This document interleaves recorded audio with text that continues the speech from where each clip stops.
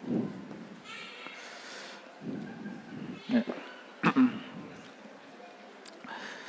Bismillahirrahmanirrahim. Assalamualaikum warahmatullahi wabarakatuh.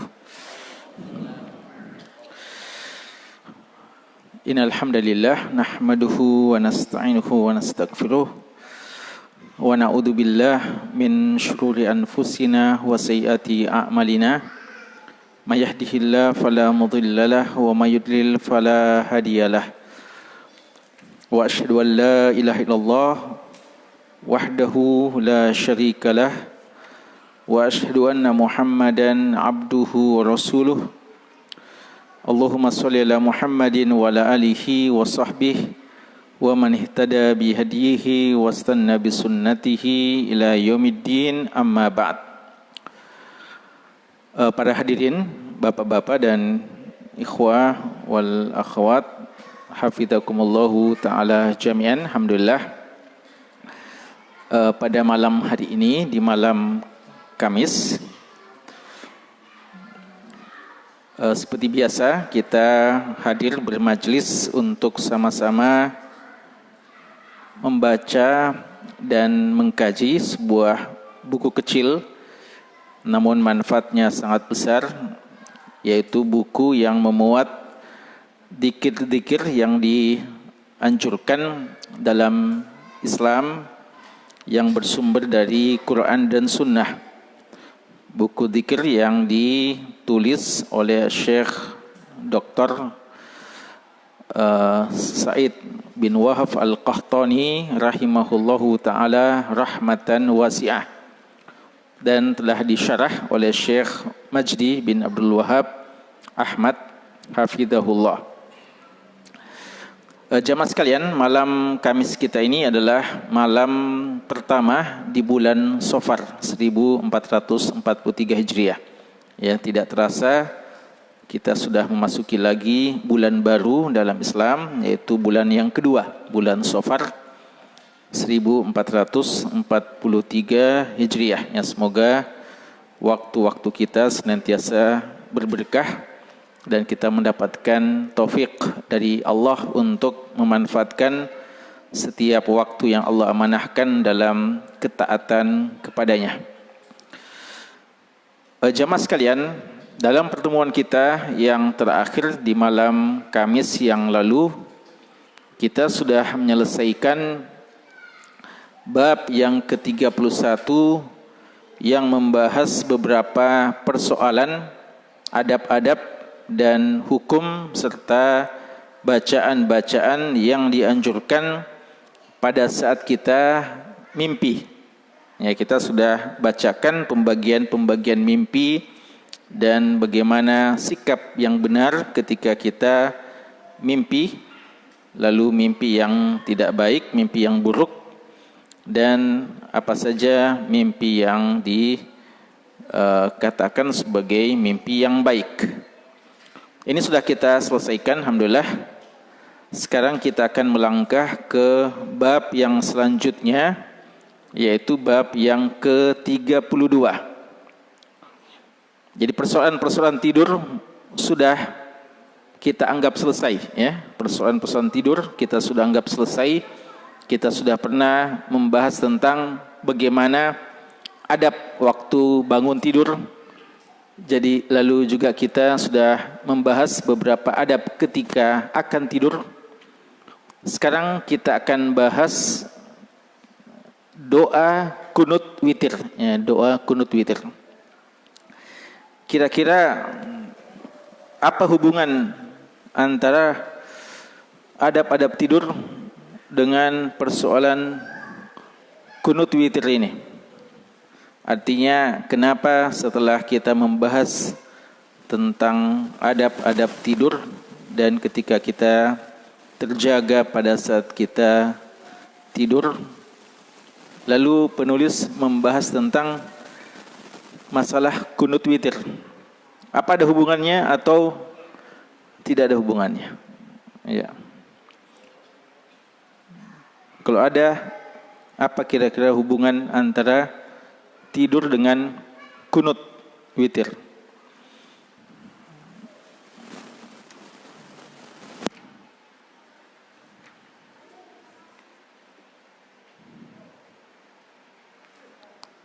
Fadhal. Ada jawaban? Hal min mujib? Ada yang bisa menjawab? Ya, Usman.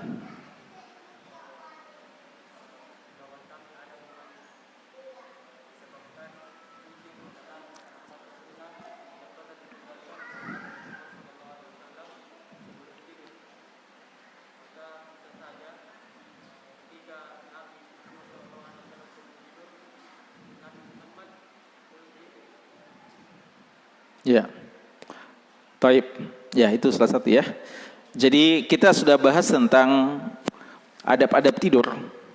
Dan pernah kita sebutkan bahwa kalau kita terganggu tidur kita atau kita mimpi buruk, di antara hal yang paling bagus kita lakukan adalah salat ya. Jadi selain kita ubah posisi kita, lalu kita isti'adzah atau mududah, lalu hal yang paling bagus adalah kita lanjutkan dengan salat. Dan di antara salat malam yang paling penting, ya salat lail, salat tahajud, tapi yang paling penting adalah salat witir. Mana yang lebih ditekankan, salat tahajud atau salat witir? Salat witir, ya. Karena salat witir ini sebagian ulama mewajibkannya. Beda dengan salat tahajud. Salat tahajud ulama kita sepakat bahwa dia tidak wajib kecuali kepada Rasulullah sallallahu alaihi wasallam. Ini ada khilaf apakah khusus kepada nabi kita salat lail itu wajib atau tidak. Namun selain beliau disepakati bahwa tidak wajib. Adapun salat witir, maka Abu Hanifah rahimahullah dan mazhabnya mewajibkan salat witir. Mewajibkan salat witir. Walaupun jumhur ulama kita mengatakan yang wajib sehari semalam cuma salat yang 5 kali itu. Ya, salat witir sangat-sangat ditekankan, tapi tidak sampai hukumnya wajib. Tapi sekali lagi, salah satu mazhab yang mu'tabar, mazhab yang diakui, yaitu mazhab Hanafiyah, itu mewajibkan salat witir. Jadi ada hubungan ya antara masalah tidur dengan salat witir. Bahkan Nabi kita sallallahu alaihi wasallam menganjurkan bagi orang yang khawatir tidak bisa bangun salat lail, khawatir nanti bangunnya menjelang subuh atau nanti pas subuh, maka sebaiknya salat witir dulu sebelum tidur. Dan kalau bangun kita juga sudah menjelang subuh, apa yang bagus dilakukan? Apakah salat lail panjang-panjang ataukah salat witir? Salat witir, ya salat witir. Ya bahkan walaupun 1 rakaat, ya beliau mengatakan fa idza khasyiya ahadukum al-fajra falyutir bi wahidah. Kalau kita sudah khawatir jangan-jangan kalau kita salat ini panjang-panjang akan masuk waktu subuh, maka witir saja walaupun 1 rakaat. Jadi di antara salat malam, salat witirlah salat yang paling ditekankan. Dan Allah witir dan mencintai witir dan mencintai hamba-hamba yang melaksanakan salat witir. Ada satu masalah dalam salat witir yang disebutkan oleh ulama kita, yaitu hukum kunut witir. Hukum kunut witir. Di sini kita akan bahas tentang doa kunut witir, doanya. Tapi sebelum kita baca doanya ini, perlu untuk sedikit kami jelaskan tentang hukum kunut witir itu. Kunut, apa artinya kunut? Kunut, sebenarnya kunut dalam bahasa Arab adalah berdiri yang lama-lama, berdiri dalam ketaatan. Ya, makanya dalam hadis Muslim, hadis Jabir yang terkenal, Nabi kita sallallahu alaihi wasallam mengatakan afdhalus sholati tulul kunut. Sebaik-baik salat itu yang panjang kunutnya. Apa maksudnya panjang kunutnya? Lama berdirinya. Jadi orang yang lama berdiri, panjang bacaannya itu dikatakan tulul kunut. Dan ini seafdal salat.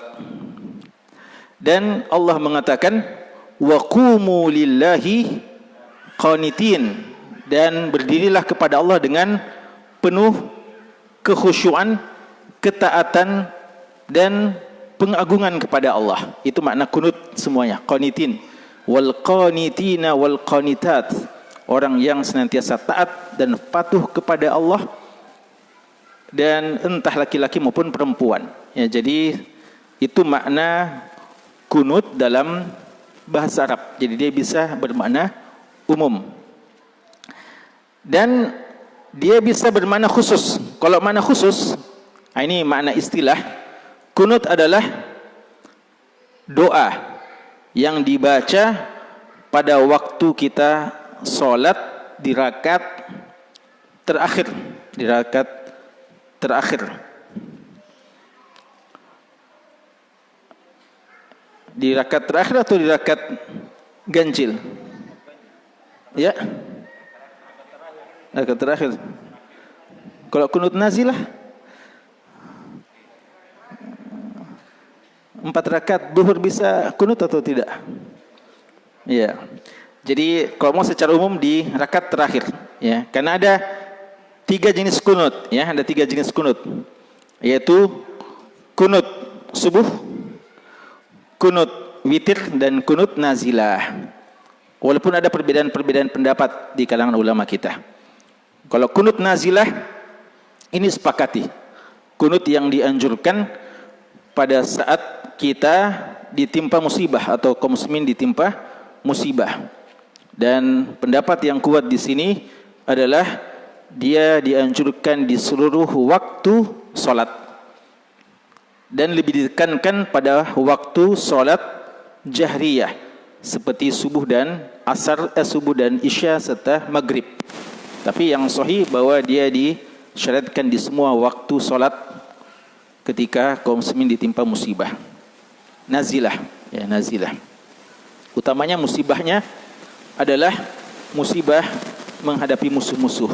Ya, karena ada khilaf tentang musibah seperti ketika ditimpa corona umpamanya, musibah ditimpa paceklik, ditimpa gempa, apakah juga ini termasuk musibah yang disyariatkan untuk kunut? Banyak ulama juga mengatakan disyariatkan, termasuk dalam mazhab Syafi'iyah. Tapi sebagian mengatakan yang paling ditekankan dimaksudkan kunut nazilah ketika musibah itu menimpa kaum muslimin dari musuh-musuh, bukan musibah-musibah yang langsung datang dari Allah berupa bencana alam.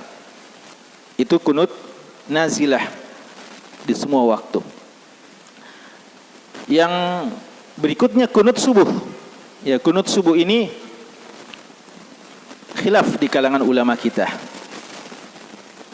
Yang disepakati bahwasanya dia pernah dilakukan oleh Nabi SAW. Tapi yang dikhtilafkan apakah dia berlanjut terus setiap subuh kunut ataukah dia cuma ketika nazilah. Nah, ini ada khilaf di kalangan ulama kita.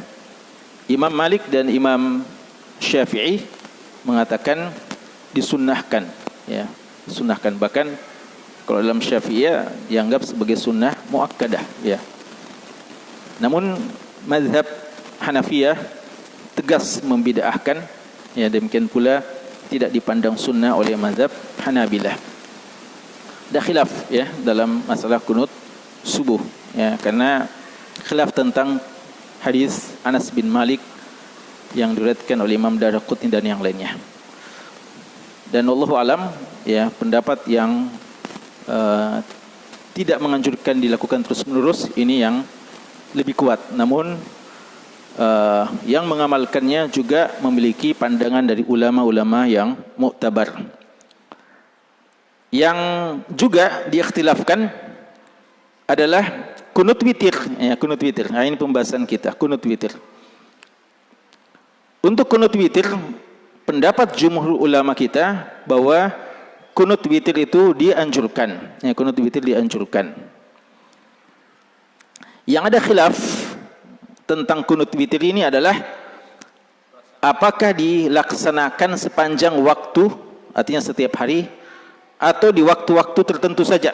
Yang jelas ada kunut witir, ini disepakati atau paling tidak pendapat jumhur ulama kita. Tapi yang diikhtilafkan adalah ada dua yang diikhtilafkan. Apakah sepanjang tahun tidak mengenal bulan tertentu, tidak mengenal hari tertentu, ataukah di hari-hari tertentu saja, tidak secara terus-menerus kita lakukan. Hanafiyah, pendapat Hanafiyah dan juga sebagian Syafi'iyah dan juga Hanabilah mengatakan bahwa dia dilakukan sepanjang tahun. Dan Malikiyah tidak memandang seperti itu, dan yang banyak juga dari pendapat Syafi'iyah tidak. Termasuk dalam bulan Ramadan ya, makanya dalam bulan Ramadan itu Syafi'iyah yang dikenal adalah menganjurkan di pertengahan ya, pertengahan terakhir. Dan juga yang diikhtilafkan adalah tentang waktu kunutnya, apakah sebelum ruku' atau setelah ruku'. Ya, ada juga khilaf ya. Dan Abdullah bin Mas'ud radhiyallahu anhu mencontohkan sebelum ruku', dan hadis-hadis yang ada dan juga pendapat sebagian salaf setelah ruku'. Ya. Ala kulli hal ya, pendapat yang kita pilih ya, wallahu alam, adalah kunut witir itu dianjurkan sepanjang waktu ya. Dan ini pendapat yang cukup banyak, walaupun sekali-sekali ditinggalkan juga untuk menunjukkan tidak wajibnya, itu juga baik ya. Makanya sampai di bulan Ramadan ya, pendapat Hanabil yang menganjurkan itu sepanjang hari atau setiap hari. Di bulan Ramadan pun kadang para imam-imam Haramain ya, Syekh Sudais dan yang lainnya kadang meninggalkan ya, supaya tidak ada kesan dia suatu yang wajib ya. Padahal biasanya itu yang paling ditunggu-tunggu ya. Biasanya kunutnya Syekh Sudais yang paling ditunggu-tunggu ya. Tapi kadang orang sudah tunggu-tunggu beliau Allahumma dini fiman hadait, ternyata tidak langsung sujud ya. Ini bagus ya untuk menunjukkan tidak wajibnya, tapi memperbanyak dalam artian tiap hari mau dilakukan, maka insyaallah ini pendapat yang cukup kuat ya, pendapat yang kuat. Nah, sekarang kalau kita mau kunut witir, entah kita mau laksanakan tiap hari atau tidak kita laksanakan tiap hari, yang jelas ketika kita mau kunut waktu witir di rakaat yang terakhir tentunya, entah di rakaat yang ketiga atau di rakaat ke-1 yang kalau kita cuma satu rakaat, apa yang dibaca? Nah, di sini ada 3 doa kunut yang disebutkan ya, 3 doa kunut yang disebutkan. Dan kita akan bahas malam ini insyaallah doa yang pertama,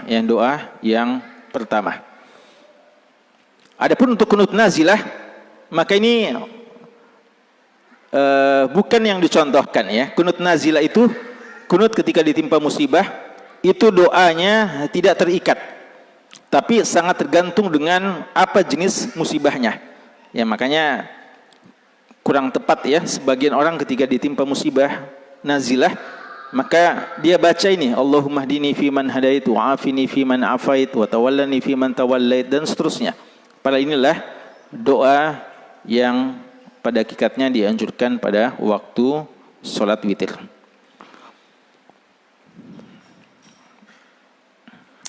Ya, sudah dihafal ini doanya? Ya, karena ada sebagian yang agak alergi dengan kunut subuh sampai tidak mau hafal ini doa. Ya, padahal ini doa ya, jika kita pun tidak kunut subuh, maka dia sangat dianjurkan atau dia dianjurkan pada kunut witir ya. Walaupun sebenarnya juga ada khilaf tentang kesahihan hadis ini, tapi kebanyakan ulama kita menggunakannya. Dan termasuk Syekh Al-Albani rahimahullah mensahihkan hadis ini. Hadisnya datang dari sahabat yang mulia Hasan bin Ali bin Abi Thalib radhiyallahu taala anhuma, dan diriwayatkan oleh Ashabus Sunan Al-Arba'ah, Abu Daud, Tirmidzi, Nasa'i, dan Ibnu Majah serta lainnya. Kita bacakan ya, sekaligus kita terangkan. Allahumma hdini fi man hadait. Ya Allah, tunjukilah aku pada jalannya orang-orang yang telah kamu berikan hidayah. Wa afini fi man afait. Dan selamatkanlah aku dari orang-orang yang fiman afait, bersama dengan orang-orang yang kamu maafkan. Wa tawallani fi man tawallait. Dan ambillah urusanku, selesaikanlah urusanku bersama fiman tawallait, orang yang kamu selesaikan urusannya. Ya, nanti kita jelaskan sedikit ya makna-maknanya. Wa barik li fi ma atait. Dan berkahilah untukku apa yang telah engkau berikan kepadaku. Wa qini syarra ma qadait. Dan jauhkanlah aku dari kejahatan apa yang, atau keburukan dari apa yang telah kamu putuskan. Fa innaka taqdi, karena engkaulah yang memutuskan, wala yuqda alik, dan tidak diputuskan bagimu. Innahu la yadillu man walait, sesungguhnya tidak akan hina siapa yang kamu melindunginya atau berwala kepadanya. Wala ya'izzu man adait, dan tidak akan mulia siapa saja yang engkau musuhi. Tabarakta, maha mulia engkau, Rabbana, ya Rabb kami, wa ta'alait, dan maha tinggi. Ya, ini doa yang biasa kita dengarkan. Perlu dijelaskan maknanya ya, karena sebagian kadang tidak memahami ya makna dari doa ini.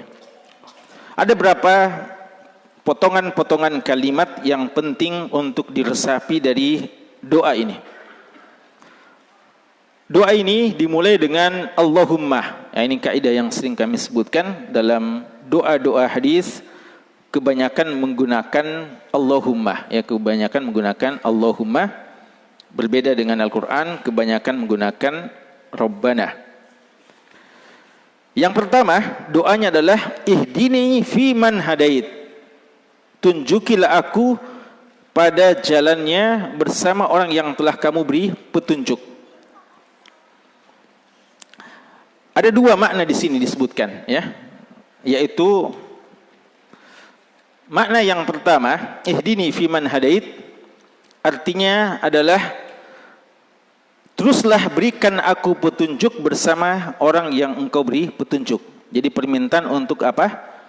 Istiqamah, ya, permintaan untuk istiqamah tentang permohonan hidayah. Dan sebenarnya doa yang paling penting, apa doa yang paling penting dari seluruh doa yang ada? Doa minta hidayah. Doa yang paling wajib kita baca adalah doa untuk minta hidayah. Dalam satu harian minimal 17 kali kita wajib berdoa dengan doa ini. Kalau kita tidak baca, kita tidak dianggap sholat, ya, karena dialah bacaan pada waktu kita membaca surat Al-Fatihah, ya, ihdinas siratal mustaqim. Ihdina as-siratal mustaqim adalah permintaan hidayah. Kenapa harus diulang-ulangi? Ini menunjukkan bahwasanya kita meminta istiqamah. Karena kalau cuma sekedar pernah mendapatkan hidayah, ya, ini banyak, ya. Tapi yang istiqamah, konsisten dan selalu di atas hidayah, inilah yang berat. Mendapatkan hidayah tidak mudah. Tapi yang lebih tidak mudah lagi adalah mempertahankan hidayah tersebut. Ya, berapa banyak orang hanya menjadikan kenangan saja, nostalgia. Bahwa saya juga pernah begitu. Ya, saya juga pernah menjadi aktivis. Saya juga pernah taat ke masjid. Saya pernah juga rajin mengaji. Saya juga pernah rajin melakukan ibadah-ibadah. Saya juga pernah menghindari maksiat-maksiat. Tapi sekarang sudah tidak lagi. Ya, waliyadzubillah. Maka Allah ingatkan kita untuk tidak jemu-jemunya, tidak bosan-bosannya, terus kita minta hidayah setiap hari, bahkan bukan cuma 1 kali sehari, 17 kali minimal. Dan lebih bagus lagi kalau kita salat sunnah, karena makin banyak, bukan cuma 17 kali, bahkan berkali-kali bisa kita minta hidayah. Jadi makna Allahumma hdini fi man hadait, ya Allah berikanlah aku hidayah yang terus menerus sebagaimana yang telah Engkau berikan hidayah terus menerus sampai berjumpa dengan Engkau ya Allah. Makna kedua dari Allahumma hdini fi man hadait adalah minta hidayah yang sempurna, minta hidayah yang sempurna. Karena hidayah ada 2 kata ulama kita. Hidayah qasirah dan hidayah tammah. Ya, hidayah qasirah dan hidayah tammah. Apa itu hidayah qasirah? Kata Ibnu Rajab Al-Hambali, hidayah qasirah adalah kita mendapatkan hidayah masuk Islam dan mengetahui kebenaran. Itu hidayah atau bukan? Hidayah. Sekedar ya, tanda kutip, sekedar masuk Islam itu sudah kenikmatan yang sangat besar. Sudah ada jaminan insyaallah masuk surga. Walaupun kita tidak tahu kapan masuk surganya. Ya, mungkin saja dia akan singgah dulu ke dalam neraka, waliyadzubillah. Tapi selama dia muslim, insyaallah dia akan masuk surga. Maka ini adalah satu jenis hidayah. Dan termasuk mengetahui kebenaran dan keburukan, itu juga adalah hidayah. Tapi ini hidayah yang masih apa? Hidayah qasirah, hidayah yang masih terbatas. Hidayah yang masih belum sempurna. Hidayah tammah, ini yang kedua. Hidayah tammah adalah hidayah yang sempurna. Apa itu? Kita mengetahui kebenaran dan mampu melakukan kebenaran tersebut. Kita mengetahui dosa dan mampu meninggalkan dosa tersebut. Berapa banyak kawan sekalian setiap hari kita dengarkan kebaikan-kebaikan, motivasi-motivasi melakukan kebaikan, dan kalau kita jujur pada diri kita, berapa banyak kebaikan-kebaikan itu belum bisa kita praktekkan dalam kehidupan kita sehari-hari. Sebagaimana kadang maksiat-maksiat kita sudah ketahui, atau minimal perbuatan yang sia-sia kita tahu, tapi dalam kehidupan kita yang 24 jam mungkin masih didominasi oleh hal yang sia-sia. Bahkan mungkin ya, waliyadzubillah, ada sebagian yang masih didominasi dari 24 jam itu adalah perbuatan maksiat. Padahal dia tahu, ini dia sudah mendapatkan hidayah, tapi hidayah yang belum sempurna. Maka kenapa kita selalu disuruh ihdinas siratal mustaqim? Kita mau agar hidayah kita ini berpindah dari hidayah yang terbatas kepada hidayah yang sempurna. Sebagaimana fiman hadits, orang yang telah Allah berikan petunjuk. Ya, kalau kita baca generasi salafus soleh, itulah mereka-mereka contoh orang yang memiliki hidayah yang sempurna. Begitu mengetahui kebaikan, mereka adalah orang yang terdepan dan paling istiqomah dengan kebaikan itu. Kita kadang cuma terkagum-kagum saja, tapi masih terasa sangat sulit untuk kita mempraktikkan pola kehidupan mereka. Maka kita minta, ya, karena itu perlu diresapi. Kita bilang Allahumma hdina fi man hadait. Ya Allah, jadikanlah hidayah ke aku itu sama dengan hidayah mereka-mereka itu yang terus istiqamah dan sempurna dalam melakukan ketaatan.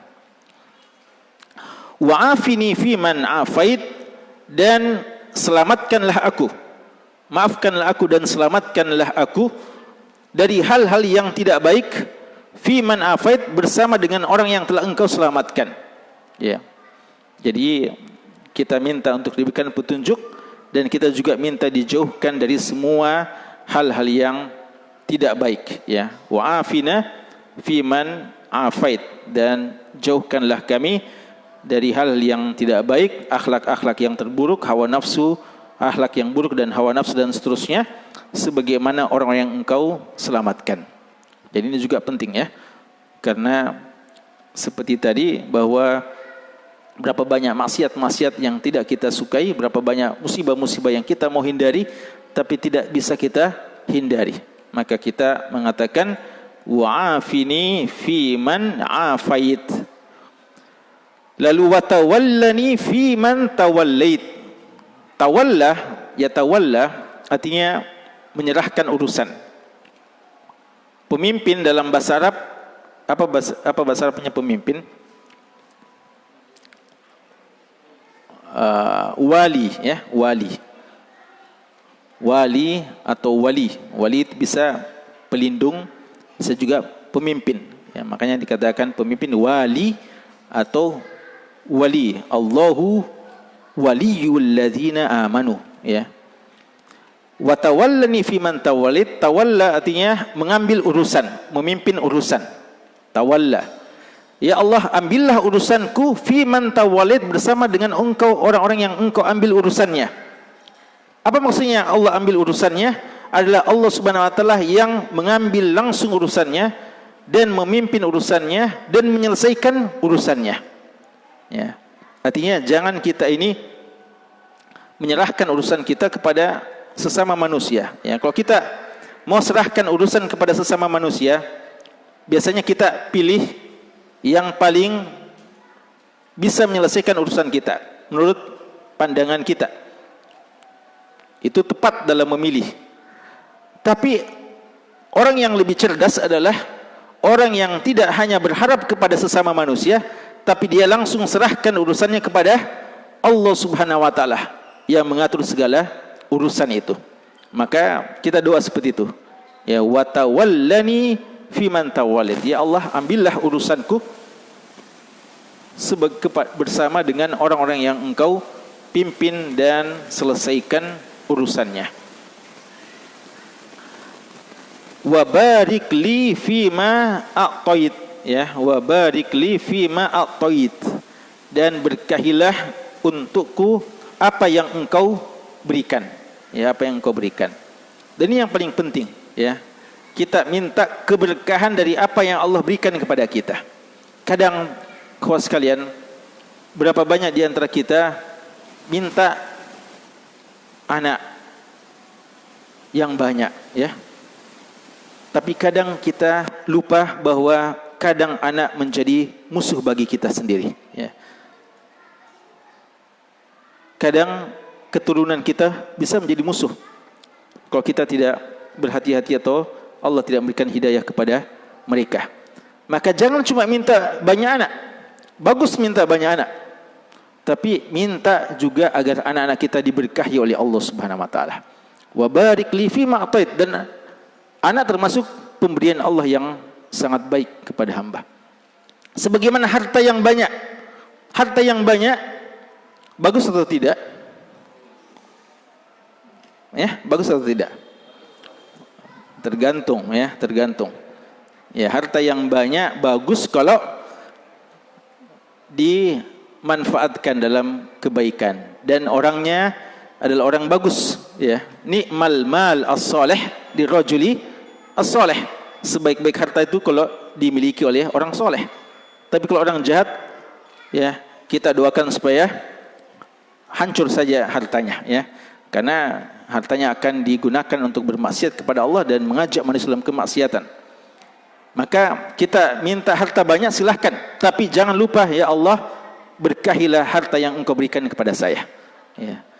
Jadi sebagaimana kadang kita doakan orang yang punya harta banyak lalu dia soleh, kita doakan supaya dia berberkah terus hartanya agar dia makin taat kepada Allah dan makin bisa memberikan manfaat kepada kaum muslimin. Jadi jangan lupa, ya, jangan lupa kalau kita minta harta, jangan sekedar minta harta, tapi minta keberkahan dari harta tersebut. Sebagaimana umur ini pemberian Allah tuh, bukan? Pemberian Allah. Tapi jangan cuma minta panjang umur. Karena umur panjang tidak berberkah, tidak ada manfaatnya. Umur singkat tapi berberkah, itu lebih afdal. Ya, makanya ketika ditanya orang yang paling baik, Nabi kita mengatakan, man tala umruhu wa hasunah amaluhu. Orang yang panjang umur tapi bagus amalannya. Lalu ditanya orang yang paling buruk, orang paling jahat, beliau juga mengatakan man tala umruhu, yang panjang juga umurnya, tapi wasa'a amaluhu, tapi buruk amalannya, ya. Jadi kadang orang itu lupa, ya. dia cuma bilang semoga panjang umur, semoga panjang umur. Orang jahat selalu didoakan juga semoga panjang umur, ya. Padahal untuk apa panjang umur kalau digunakan dalam kemaksiatan kepada Allah? Dan berapa banyak orang-orang yang pendek umurnya tapi berberkah sehingga dia bisa mengalahkan derajatnya di sisi Allah dari orang-orang yang panjang umur tapi tidak berberkah. Dan termasuk pemberian Allah yang sangat mulia adalah ilmu. Jangan cuma minta tambahan ilmu, tapi mintalah berkah dari ilmu. Berapa banyak orang yang kadang sederhana ilmunya, kelihatan awam, tapi dia lebih berberkah ilmunya dibandingkan orang yang mungkin sudah menghabiskan waktunya mengejar titel-titel, ya, untuk strata pendidikannya, tapi tidak berberkah, baik ilmu-ilmu duniawi maupun ilmu-ilmu agama. Ya, berapa banyak juga orang yang mencapai derajat yang sudah tertinggi dalam ilmu agamanya, tapi tidak berberkah, tidak bisa melakukan amanah ilmu, bahkan menyesatkan umat dengan ilmunya itu. Lalu ada orang yang biasa-biasa saja, tapi setiap yang diketahuinya diamalkan. Ini berkah dari pemberian Allah. Maka ini doa yang paling penting, ya, termasuk doa yang sangat penting untuk diresapi. Wa barik li fima a'tait. Ya Allah, berkahilah apa yang Engkau berikan kepadaku. Wa qini syarra ma qadait. Dan jauhkanlah aku dari setiap keburukan apa yang telah Engkau putuskan. Kawan sekalian, apa maksudnya jauhkanlah aku dari keburukan yang kamu putuskan? Apakah mutlak musibah, keburukan, sakit termasuk syarra ma qadait atau tidak? Sakit, kematian dan semacamnya termasuk syarra ma qadait? Ya. Ya, bisa, tapi bisa juga tidak, ya. Bahwa sakit itu kadang justru sebagai kebaikan, ya, untuk kita. Maka yang dimaksudkan di sini syarra ma qadait adalah keputusan musibah Allah yang tidak baik untuk kita, ya. Jadi sakit yang tidak mendatangkan kebaikan, musibah yang tidak mendatangkan kebaikan. Karena kadang musibah justru mengingatkan kita akan banyak hal dan menjadikan kita lebih dekat kepada Allah Subhanahu wa taala. Dan kadang musibah itu untuk meningkatkan derajat kita di sisi Allah. Karena kalau musibah itu tanda keburukan seseorang, maka tentu para nabi tidak ada yang mendapatkan musibah. Ternyata asyaddun nasi balaa al-anbiya summal amsal fal amsal. Orang yang paling banyak musibahnya dan paling berat musibahnya adalah para nabi dan rasul. Ya, jadi ini tidak termasuk syarra ma qadait, karena di balik musibah ada kebaikan. Tapi yang dimaksudkan adalah keputusan yang tidak baik. Termasuk kadang orang mendapatkan jabatan, ternyata adalah keputusan yang tidak baik. Dulu sebelum mendapatkan jabatan bagus orangnya, setelah dapat jabatan justru tidak bagus. Ini syarra ma qadait, ya. Adalah keburukan dari apa yang Allah putuskan baginya. Jadi kita minta selalu qada Allah yang baik untuk kita, ya, baik untuk agama kita. Waqini syarra ma qadait. Fa innaka taqdi, karena engkaulah yang memutuskan, wala yuqda alik. Kita tidak mampu memutuskan bagi Allah, ya, bukan kita yang mengatur Allah, tapi Allah Subhanahu wa taala dialah yang memutuskan dan menetapkan bagi hamba-hambanya. Lalu ditutup dengan innahu la yadillu man walait. Ya Allah, sesungguhnya tidak ada yang hina siapa saja yang kamu lindungi, yang kamu sayangi, yang kamu jadikan sebagai walimu. Ini di dunia atau akhirat? Di dunia atau akhirat? Kata ulama kita minimal di akhirat. Innahu la yadillu man walait. Tidak akan hina di akhirat orang yang berwala kepadamu atau orang yang kamu jadikan sebagai kekasihmu, orang yang dekat denganmu. Walaupun di dunia mungkin kelihatannya hina menurut orang, ya. Kadang sebagian hamba-hamba yang dekat kepada Allah ternyata tidak diberikan harta duniawi, tidak diberikan pangkat dan jabatan yang istimewa, tapi dia akan mulia nanti di akhirat. Maka tidak mengapa yang seperti itu. Dan sebagian ulama kita mengatakan innahu la yadillu man walait, secara mutlak bahwa tidak akan hina di dunia dan di akhirat, walaupun menurut manusia dia hina. Ya, kadang ada orang sangka ketika dia melihat ada seorang yang tidak memiliki dunia, maka dia bilang ini ya mungkin salah, mudah-mudahan dia mulia nanti di akhirat karena taat sekali beribadah tapi hina di dunia. Itu menurut penilaian kita. Tapi di sisi Allah orang itu tidak hina. Pada hakikatnya tidak akan hina sama sekali siapa yang man walait, yang siapa yang dekat denganmu ya Allah, siapa yang kamu lindungi dunia dan akhirat, atau minimal di akhirat ya menurut pandangan kita. Sebagaimana sebaliknya, wala ya'izzu man adait, tidak akan mulia, tidak akan hebat siapa yang kamu musuhi ya Allah.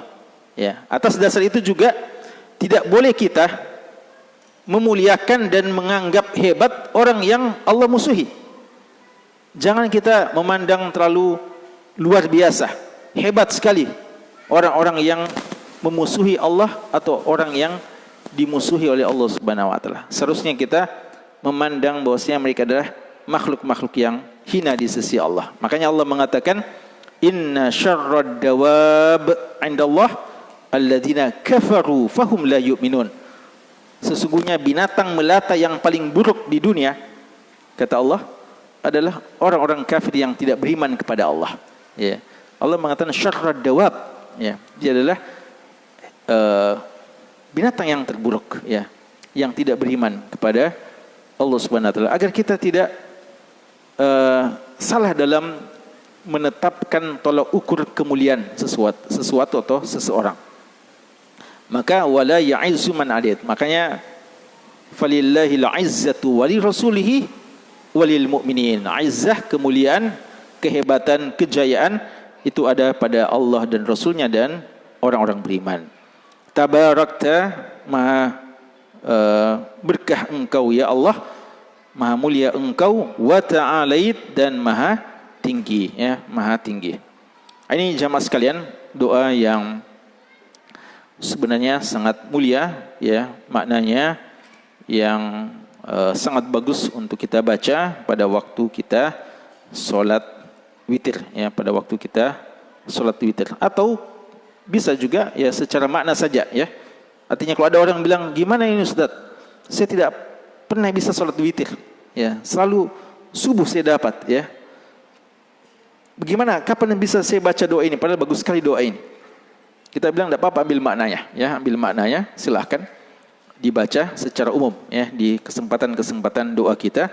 Tapi kalau mau secara khusus, maka doa ini dibaca pada waktu kunut, ya, di sholat witir kita, menurut pandangan kebanyakan ulama, ya. Sekali lagi ada khilaf, tapi menurut pandangan kebanyakan ulama kita. Wallahu ta'ala alam. Masih ada dua doa lagi insyaallah pada pertemuan berikutnya. Sallallahu ala nabiyina Muhammad wa ala alihi washabbihi wasallam walhamdulillahi rabbil alamin. Bagaimana dengan Ustaz? Praktiknya bacaan doa Allahumma qina min hadis kadang dijaharkan dan sampai di kalimat atau di wala itu diisirkan. Bagaimana Ustaz? Iya. Dan kadang akhirnya ditulis dan selawat. Iya. Adapun ya kalau kita mimpin sholat sebagai imam, itu doa-doa kita, ya kalau kita doa kunut, ya, kita pimpin imam, kita sebagai imam, doa kunut witir atau kunut nazilah, kita pakai bentuk jamak, ya, bentuk jamak. Jadi jangan kita pimpin, kita bilang Allahumma hdini, ya. Orang pada aminkan, tapi untuk kita sendiri, ya, kasihan makmum, ya. Makmum sudah bantu-bantu aminkan kita, tapi untuk kita saja kita doakan. Jadi Allahumma hdina. Kami tidak tahu, ya, kami tidak tahu secara khusus dalil yang menjelaskan tentang ini dikeraskan dan ini tidak dikeraskan. Jadi secara umum kalau kita berdoa maka dikeraskan. Adapun, ya, kalau alasannya adalah memang secara bahasa, secara makna masuk akal secara makna. Karena fa innaka taqdi wa la yuqda 'alaik innahu la ya'izzu man adait wa la yadhillu man walait fa innahu la yadhillu man walait wa la 'izzu man adait. Itu sudah bukan doa kelihatannya, ya. Beda dengan Allah madini fiman hadait, ya, wa afini fiman afait wa tawallani fiman itu kelihatannya doa. Tapi bagian-bagian belakangnya kelihatannya tidak ada unsur doanya, tidak ada unsur doanya. Tapi sebenarnya doa itu kan memang biasa begitu, ya. Ada muqaddimahnya dan ada bagian-bagian akhirnya. Sehingga pada dasarnya tetap kita keraskan, apalagi kita jadi imam, ya, jadi kita imam. Jadi yang tidak mengeraskan itu hanya melihat maknanya. Tapi apakah ada aturan seperti itu? Wallahu a'lam, mana belum tahu, kami belum tahu kalau ada dalil yang menjelaskan seperti itu. Ya, jadi tambahnya dia, karena banyak ikhwas sekalian, banyak itu doa ya kita baca, ya, seperti kalau kita baca doa Allahumma inni zalamtu nafsi zulman katsira. Sudah doa itu? Sudah doa atau belum? Belum, semacam pemberitahuan saja. Allahumma inni zalamtu nafsi zulman katsira, ya. Lalu nanti fakfirli dzambi, ya, fakfir dzulmi. Itu baru ada unsur doanya. Tapi kan itu mukadimahnya, masa kita diam-diam dulu, ya, baru kita fakfirli. Jadi wallahu alam, dibaca keras saja sejak awal sampai akhir, ya, sejak awal sampai akhir. Adapun salawat, ini ada khilaf tentang kesahihan hadisnya, ya, kesahihan hadisnya. Namun insyaallah tidak mengapa, ya, sebagian riwayat memang menganjurkan untuk baca salawat dalam penutup doa-doa kita, ya. Jadi bisa insyaallah, ya. Gimana? Oh ya. Ada juga. Ya, 1 2 ya baru selesai, ya. Melenceng dari pembahasan, bisa. Oh ya.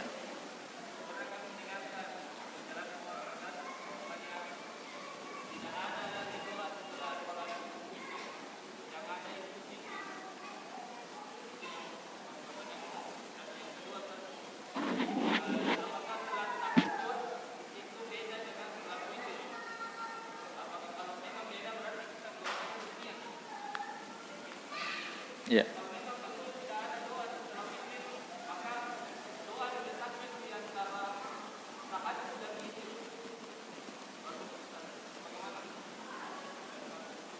Ya.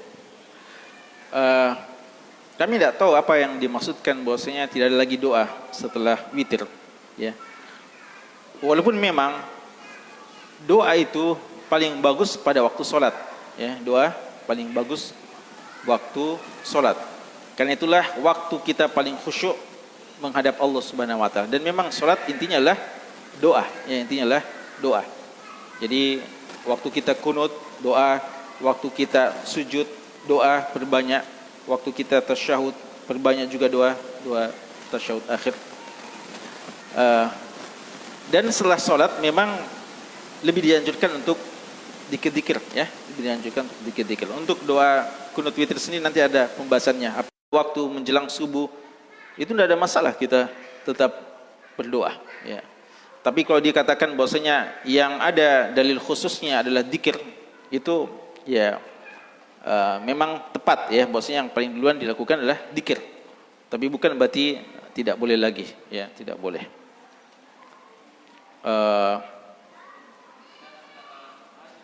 Iya.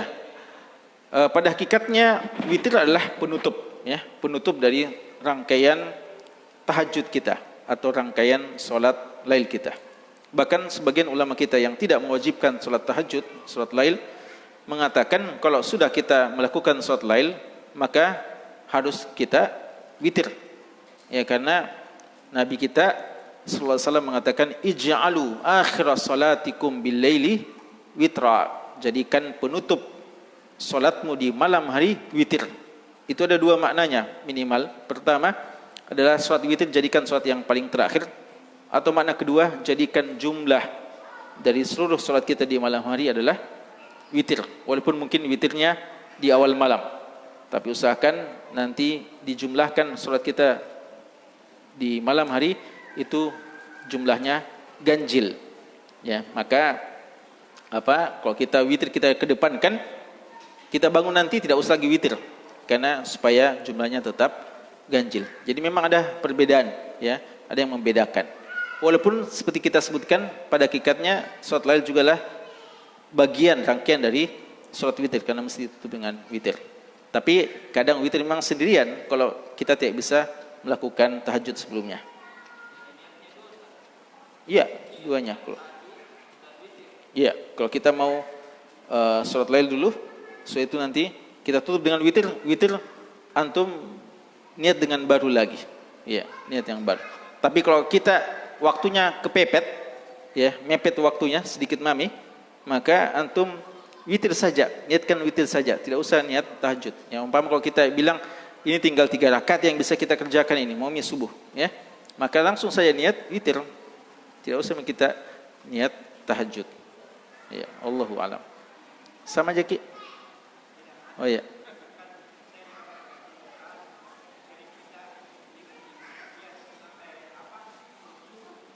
Iya. Iya.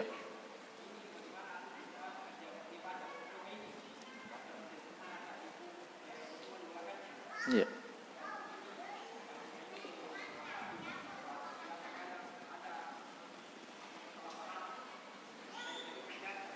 Iya.